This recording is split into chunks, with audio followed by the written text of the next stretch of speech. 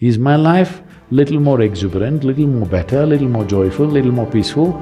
You just measure this every day. So you must maintain an account book.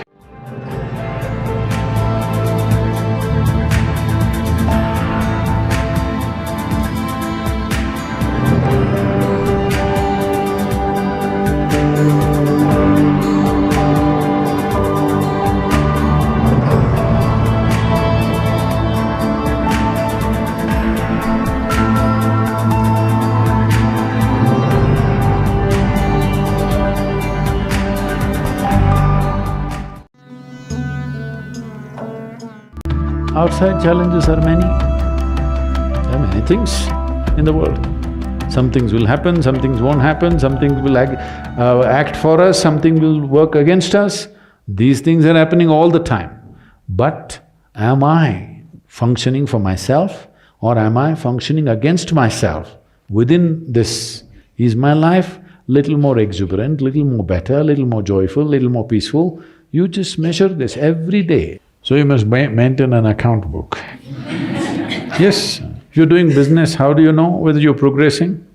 Only one who keeps accounts knows whether he is making money or going down, isn't it so?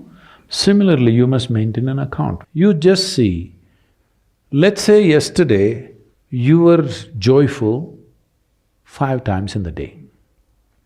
Today if you're 6, you're better. Tomorrow if you're 7, you're better.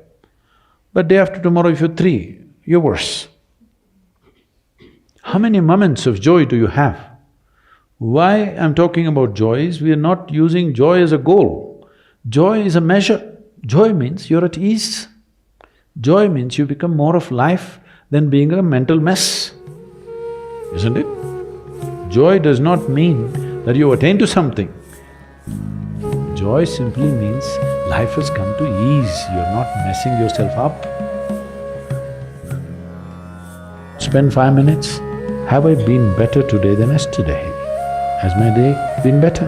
Every day, if you keep accounts, you will see no matter what the hell happens in life situations, you will not go down. Here I'm not trying to tell you what to eat and what not to eat. You eat whatever you want, but being a human being, the most important thing is that you do it consciously.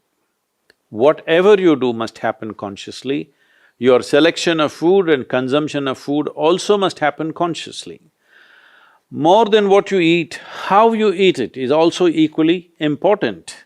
When I say how you eat it, these are all live substances. Every one of them had a life of their own, whether it's a plant, animal, vegetable, every one of them had a life of their own. If you approach it with a certain sense of gratitude and reverence towards the food that you eat, when I say reverence, it may feel like too much for you, but I'm asking you, let's say we put you in a room and you had nothing to eat for 5 days. If God appears in front of you, what will you ask for? Food? So that's how important it is. You must understand the food on your plate is not just a substance, it is not a material, it is not a commodity, it is life. It is the life-making material for you. So you must treat it as such. Right now, when it's on the plate, when it's out there, it has no value, but the moment you consume it and it becomes your flesh and blood, now suddenly it's of immense value. Why do we live like this? It's very important when it comes on your plate itself, you must treat it as a part of yourself. With great reverence, you must consume. Just the way you consume it, if you change that, food will behave very differently within you. The soil that you walk upon has a certain sense of intelligence and memory. So even if you happen to live in a concrete jungle, it is important to keep in touch with the earth upon which you live. Create ways for yourself to somehow remain in touch with the soil or the earth upon which you live, that part of the earth. With your bare hands and bare feet, see particularly the palms and the soles, if they come in touch with the earth on a daily basis, at least for a few minutes, a certain harmonizing of the physiological process will happen just being in contact with the earth. If you spend at least a few minutes in your garden, barefooted, touching plants or trees, because this is the basis of your life. All life, yours and every other creature, has come out of this earth. Stay in touch with it and harmonize your system. One thing is, before you go to bed, just sit in your bed just for 2 minutes. 2 minutes, just see, suppose you're going to die right now in 2 minutes' time, how it'll be, and then sleep. You will see tomorrow when you wake up, you will wake up like you just born. If you go to sleep with this awareness, you will wake up with a completely new dimension of energy within you. Suppose you wake up tomorrow. No, that's not… See, you think it's a joke, that's a problem. Every day, nearly 300,000 people don't wake up tomorrow. So in case you wake up tomorrow, check and see if you're still alive. If you are, just do this much, for your sake, not my sake. One big smile, you're still alive. Hello? Is your is your life worth this much? See, do not think every day you will wake up, one day you will not wake up. Yes or no? Tomorrow morning you woke up, check if you're still alive. If you're dead, I will pardon you. If you're alive, one big smile.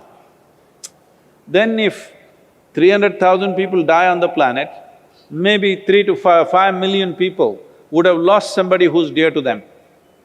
So just check those 4 or 5 people who matter to you in your life, all of them still alive. One more smile. Hello? And you looked at the watch, it's 7 o'clock and you're still alive. One more smile. Hello? From now on you must do this every time you look at the time. If you're alive, you must smile, because this is the greatest thing happening to you. Not your money, not your profession, not your family, you're alive right now, this is the thing. Very brief, let's make it happen. Your ability to live well on this planet is essentially how well you can harness this body and this mind. Yes or no? So if you have to harness this the way you want it, it's very important. There is a little space between you and the body, there is a little space between you and the mind. Whatever suffering, any kind of suffering that you have known in your life has entered you either through the body or through the mind. Do you know any other kind of suffering? Do you know any other kind of suffering? Physical suffering, mental suffering. There's only 2 things you know, isn't it? If a little distance arises between you and the body, between you and the mind, this is the end of suffering. Once there is no fear of suffering, only then you will explore the full depth and dimension of this life. So, one thing we want to do is, we are bringing this what's called as Isha Kriya, which gives you a distance between you and your thought, between you and your body. If people experience this for 2 minutes a day, their lives will change. Definitely, I'm telling you. Once they know the freedom of it, you will not like anything. You will not like any drink or drug or whatever, because it is a much big high than that.